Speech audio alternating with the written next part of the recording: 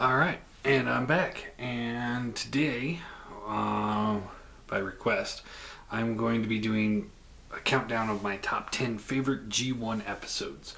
So bear with me, I got my notes on which ones I like the most and such. So, hope this is something everybody wants to see. But, anyway. Sorry, just trying to turn off my phone here. Alright, so, G1, great cartoon. I mean, I already did the reviews on the seasons. So we're going to start counting down with number 10, which was Autobot Bob.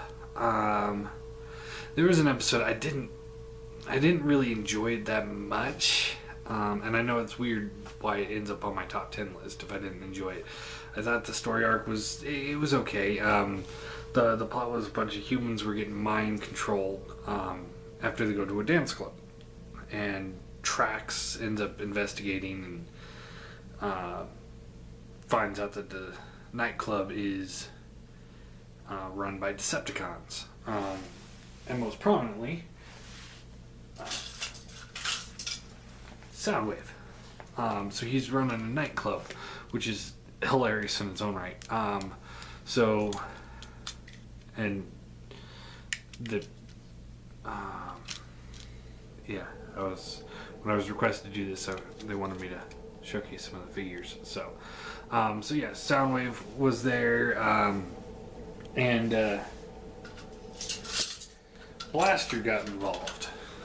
So the reason why I put that on the list is because at the end of the episode, or near the end of the episode, Blaster's like, Soundwave, it's about time we fought. And Soundwave's like, yes, it is. And that's why I put it on here, because I really enjoyed that fight. And if you ever watched the original G1 show, which I hope you have if you're a collector, that was something that I was really wanting first time through. It's like, oh, there's an Autobot cassette player and there's a Decepticon cassette player, and yet they've never met and they never fought until finally this episode, and it was like, yes, that's what I've been waiting for. So it was really cool to finally see these two duke it out. Autobots end up destroying the nightclub, blah blah blah. I know the episode wasn't that good, honestly. But the final fight was well worth the whole thing. So number 9 was Atlantis Arise. Now, this is another one where I thought the story arc was a little weak. We got Decepticons found out that there's a lost city of Atlantis, and these Atlanteans were there, and they have this huge warship, and they're all, ready to help out the Decepticons, and Decepticons were planning on betraying the Atlantis people, and then the Atlantis people were prepared to betray Decepticons, and huge fight. And the coolest parts of this episode, though, are when the Autobots are down and Optimus calls the Dinobots for help, and Grimlock comes in, and he comes up and he's like, of course, me Grimlock has to save your hide again. And that was fun, because it always seemed to, like, when the Autobots got in real serious trouble, they would just call up the Dinobots, and the Dinobots would come in and save the day. They were like the mop-up crew. And then even better was near the end of the episode, after they defeated the Atlanteans and they're on retreat and the ship's going down and all that. Megatron and Grimlock are about to get into it. Megatron's like, I'm not afraid of you, Grimlock, let's go. And Grimlock's like, good, I like a stupid opponent. So that little interchange is one reason why I put that on this list. Like Autobot Bob, like I said, they're weaker episodes, I feel, but you finally get some cool, back and forth in between Megatron and Grimlock and Optimus, and it's just fun. So Alright. Number 8. I only got Starscream here. But this one is a Decepticon Raider in King Arthur's court. I put that on the list because it was just a fun episode. And basically, let's see, I think it was Hoist, was it? Or Trailbreaker? I can't remember now. But one of those guys, and Warpath, along with Ravage, Starscream, Rumble, and Ramjet, gets sucked into the past. And they end up, in King Arthur's court. And, well, in one of those king versus king type scenario. And they start fighting. And it's fun because both Autobots and Decepticons start running out of power. And they're fighting each other without power. So it's fun that way. There's a cool scene where you get Spike jousting against Spike on top of Warpath, jousting against Rumble on top of Ramjet, and Ramjet thought that he would win in a tank fight. That was fun. And then Starscream later on, he develops like a dynamo so they can start getting power and starts helping them out, but not enough. So they end up losing, go back, and Megatron's, of course, he's all pissed off. But it was fun. It was just a fun episode. It wasn't like, oh, this is very story driven and this is a great plot. And those episodes are always good to have, but you also need to have a fun episode here and there where it's goofy, it's just a sidetrack story, and that's what this one was. Honorable mention on that is I can't remember the name of the episode, but the one where a bunch of Decepticons, a bunch of Autobots got sent off into a world where they were just small like toys. That was fun. Seeing Ravage getting chased by a mouse and stuff like that. I think it was Perceptor who grabbed a pencil. Yeah.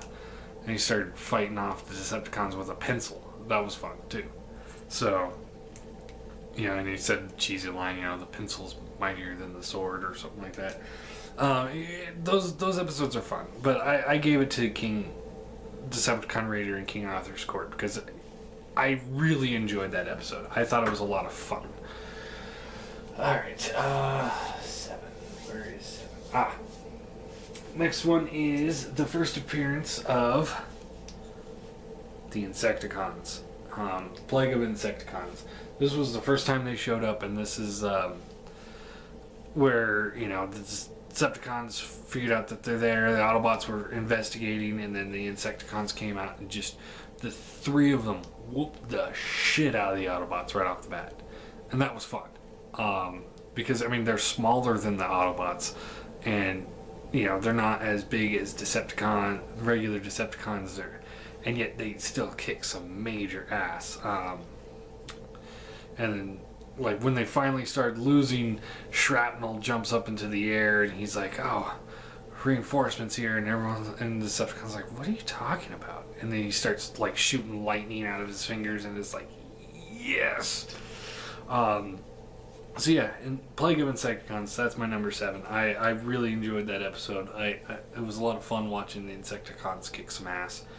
And pretty much any episode they're in is fun because they do kick ass, and sometimes it's the Autobots and Decepticons that have to take them down, and it's cool because there's only 3 of them and they're little.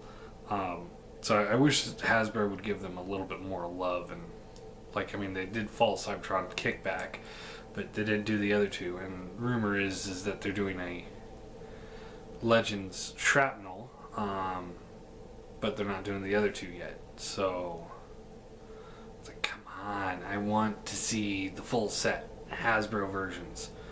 This is cool, but as I said in the review of him, I really wish that we'd get a much more G1 look.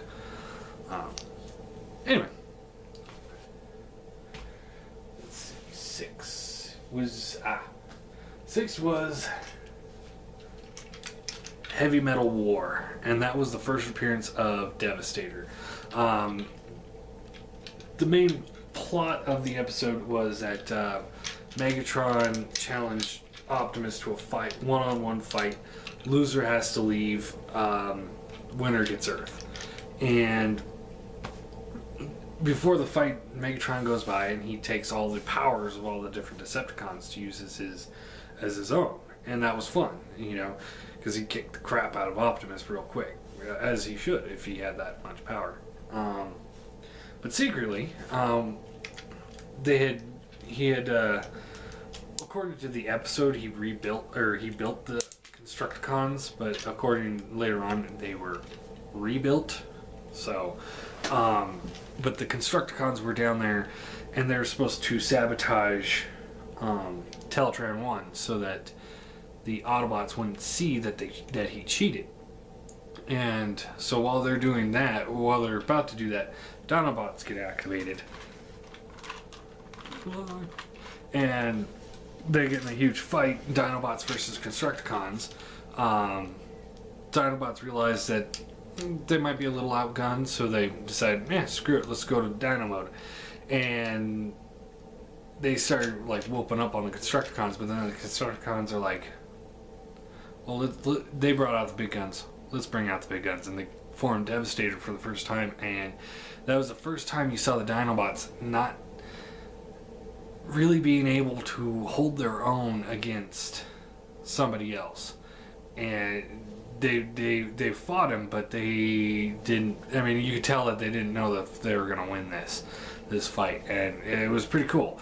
And that was the first time in the whole, they were around in the first season, and this was the end of the first season, and that's the first time you saw them just doubt their ability to win. And then Hound makes this holograph of a giant Autobot, scares Devastator, and Devastator falls into lava, and the Decepticons all fall into the lava and vow vengeance. And that was the second supposed end of the series. And then season 2 kicks off and everything's fine. But yeah, that was a great episode. First Combinder, first Devastator appearance. It was awesome. Let's see, number 5. Number 5 was the Ultimate Doom, and the primary character on that one was Megatron. And what he was doing is he found a human scientist that and this was a multi-part episode, so I'm counting it all as one. But he found a human scientist that was willing to help him, and what he did was he started enslaving the humans. And with the enslaved humans, he was going to open a giant space bridge and suck Cybertron into the atmosphere. Dark of the Moon plot. And so it was pretty cool. You see Optimus being torn, okay, I can't really fight the Decepticons because the humans are all in the way. And then Megatron also brings up a point, it's already teleporting. If you stop it now, you're going to destroy your home world. And so Optimus is like, I can't do it. I can't destroy my own planet.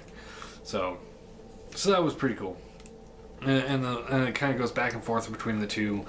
The Cybertron being that close to Earth started causing it to rip apart, and that's where they're able to absorb a lot of energy from that happening, and they were going to repower Cybertron with the destruction of Earth, and that was great plot there. And then in the end, they blew up a ship full of Energon, and it shifted Cybertron off, and then the episodes continue. Starscream ends up on Cybertron and finds the Doctor. He decides he's going to blow up the planet. Megatron figures it out, stops it from happening with the help of the Autobots, great episode. That's one, it was multi-parter, and that was one where it was very story driven. It was cool to see Sparkplug was one of the ones that were brainwashed, and Spike was trying to convince his dad, who's brainwashed, that let's not fight. We need to help the Autobots. And so it was a great episode all around. So number 4. Number 4 was The Secret of Omega Supreme. And this is the one where we find out that Omega Supreme used to be a Guardian on Cybertron, and he was friends with the Constructicons before there were Decepticons, and then and how he used to talk normal, and then the Constructicons got brainwashed by Megatron, reprogrammed by the Auto Smasher, I think it was. And with that, they then destroyed the Crystal City, which he was supposed to protect, but they had tricked him and said, hey, go over here and do this. And so he did, and that's when they destroyed it. And it was a cool story arc. Because, I mean, yeah, there's something about a bug alien thing going to destroy the world, and Omega Supreme needed to help Autobots stop it. But he was so consumed on vengeance that he would have rather watched the Earth burn than miss his opportunity to destroy the Constructicons. And you see that they try to reprogram Omega Supreme, and that didn't work. Then you see that they made Devastator, and somebody that Omega Supreme could fight. All in all, great episode. I really enjoyed the to hell with everything else, let's go with vengeance story arcs, and that was what this was, and that's why I like Omega Supreme as much as I do, is because of that episode. The rest of the episodes that he was in was kind of a throwaway, but and then like when the Constructicons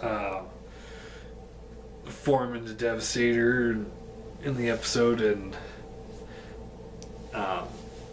Omega Supreme's like, objective achieved, destruction imminent. It was cool. It was a fun episode. I recommend it. Sorry, almost at the 20-minute time limit. Okay, so that was that. Number 3, The Return of Optimus Prime.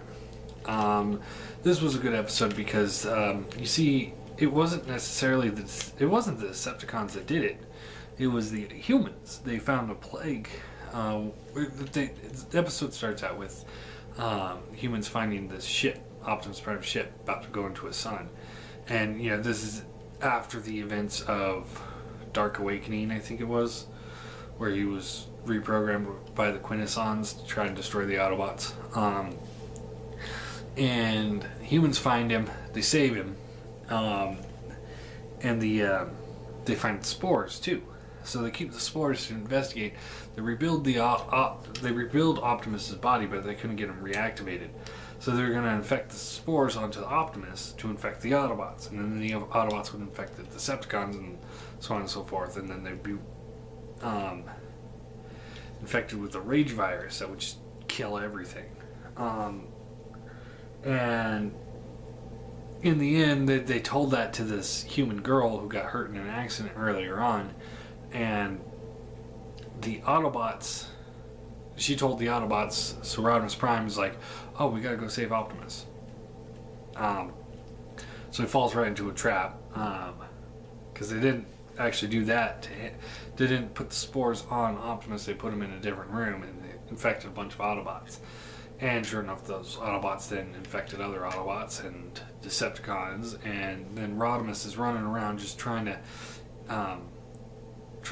fix Optimus, trying to find a way to stop the hate plague virus, and ends up telling Skylinks to pick up a Quintesson. And Skylinks does, and he starts bringing them back to Earth, but by the time that happens, Rodimus is infected. And so is Ultra Magnus and Retgar. Pretty much everybody is. It starts spreading to the Decepticons, and then so Optimus gets revived by the Quintesson. He also has Quintesson rebuild a bunch of other Autobots, including Bumblebee into Goldbug. And then he goes after Galvatron, who had this special steel that he didn't know what to do with it. He just wanted it, which is a real Galvatron thing to do. So Optimus goes finds him so that he can coat himself in a protective coating from the spores, so he can get the Matrix back, because the Matrix is the only thing that can fix this. So he's off on Char, gets the metal.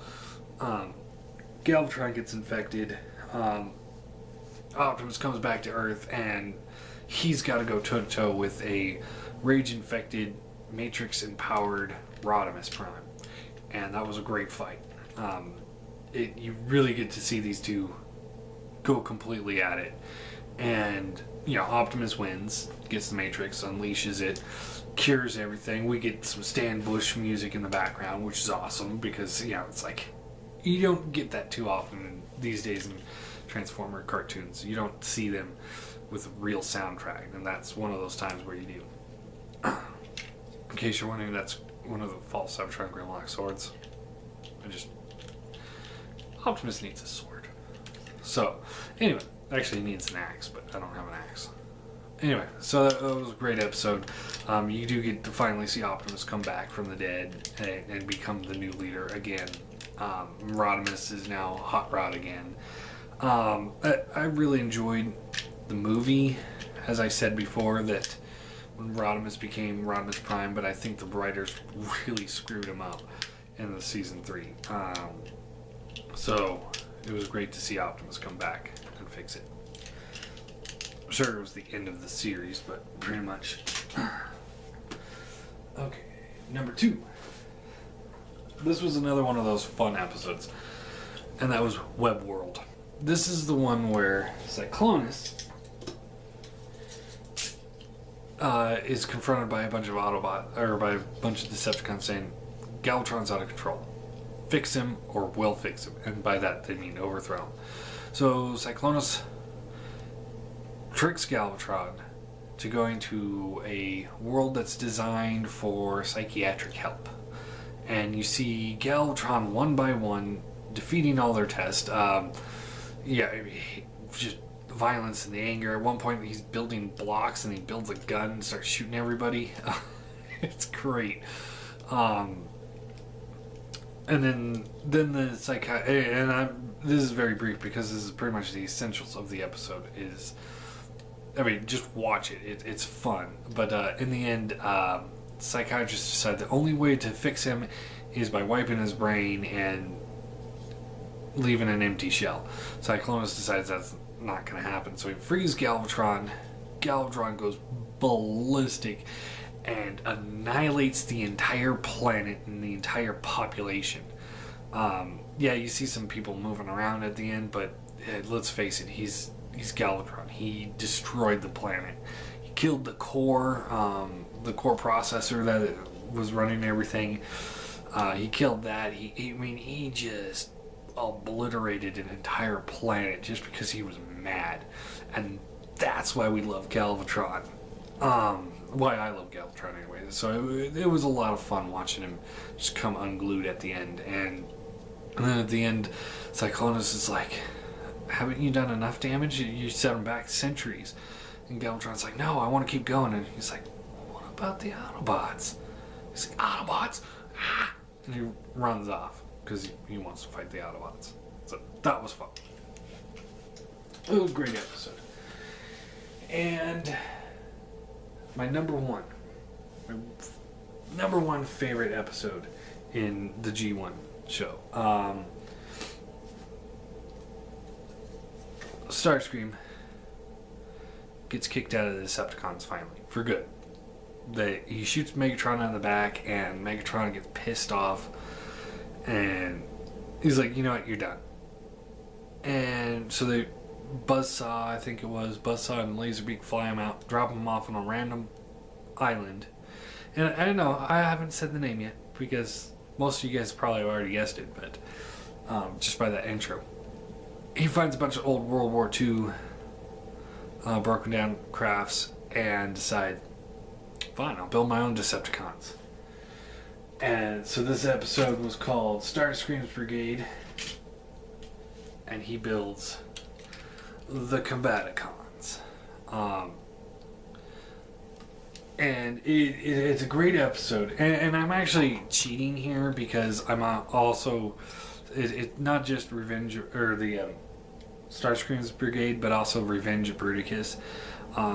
Those two episodes go right together, and it should have been a two-parter, so I'm going to count it as such, I feel, because it goes right from the Starscream Brigade right into the Revenge of Bruticus. So, anyway, so Starscream, and it's a great story, too. Starscream wants to build his own, but he doesn't, they don't have the key to Vector Sigma anymore. They can't just go build new ones, and they just pop up and whatnot. So he's like, oh, I know exactly where I can get some Decepticons that aren't loyal to Megatron. So he goes to the detention center and picks up the Combaticons, who Megatron had imprisoned because they were too extreme or something. So they're Decepticons that were too out of control for Megatron, and yet, and that's what this is made out of. So it was really awesome. Starscream gets to Cybertron, steals the memory components, and builds Bruticus. And the way Starscream's controlling him is he tells him, like, hey, I didn't put you in with or I didn't put any power absorbers into you, so we have to take out some Decepticons and Autobots. So they're doing it, and that was just kind of like a side mission for it. But in the end, we get to see, at the end of this episode, we get to see Bruticus throw down against Devastator, and that was awesome because Megatron's like, okay, we can't beat the Combaticons, form Devastator, end this. So they do, and then Starscream's like, oh, I thought of this. So they form Bruticus, and it's like, oh, they can combine too. And then they get into it. Bruticus comes out on top. He grabs Megatron, and Starscream's like, okay, now who's in charge of the Decepticons? And Megatron's like, reluctantly, Starscream. And that's when Minosaur pops in, gets a cheap shot on Bruticus, and at the very end of the episode, Megatron points at them and points at Astro Train to get them off this planet. So he exiles all of them. And that's why it ties directly into the Revenge of Bruticus, because it starts out with them on a asteroid just floating through space, with Blastoff towing it towards Cybertron. Starscream, as Starscream is, flies off, and he's a little bitch. Finally, Bruticus gets to Cybertron, lays waste to all Cybertron's defenses, he picks up Soundwave and starts using him as a gun. Plugs Shockwave into one of his cannons, fires him off the planet, and takes over the planet. And then they decide, okay, with all the space bridge technology and his technology, they can I just noticed something. I'll point that out in just a second here. But throughout all their technology, they decide, okay, well, we'll just send Earth into the sun and get revenge on everybody at once. It sounds like a good idea to me. So they go with that plan, and Shockwave and Starscream meet up in space. They fly back. They try to save things. Combaticons capture them. I mean, they put up a little fight, but back on Earth, Megatron's fighting the Autobots with the Insecticons, and then they realize the problem, blah, blah, blah. They get to Cybertron to fight off Bruticus. Starscream informs them that there's 3 dots on the back of Bruticus that will deactivate him, just in case he went ballistic. And that's what actually I just noticed, is he's got the 3 dots on the Boosticus set. So that's pretty cool. I didn't notice that until just now. I didn't put it all together. But it's pretty cool. He's got the 3 little dots that will deactivate Bruticus. So they deactivate him, and with the help of Autobots and Decepticons working together, stop Bruticus. And then after the Autobots think that they destroyed Bruticus for good, turns out it was a hologram. And at the end, you see them reprogramming Bruticus' mind so that he's 100% loyal to Megatron, which, why didn't they do it in the last episode? I don't know, but so they get the Combaticons. And it's just a great episode. I love it, and that's why it's my number 1 pick. So, question of the day will be, what's your guys' favorite episodes of G1? This was mine. So yeah, I'll start doing the Beast Wars TV show review. Probably tomorrow if I can. It's been crazy busy. We got corporate coming up to the hotel. Yeah, and as I said, my sister just had a baby, and it's just, things are crazy busy. So, but I should have time to get some Beast Wars recorded later today. And then maybe even the top 10 Beast War episodes. So that should be interesting. So yeah. There you go. Top 10 G1 episodes.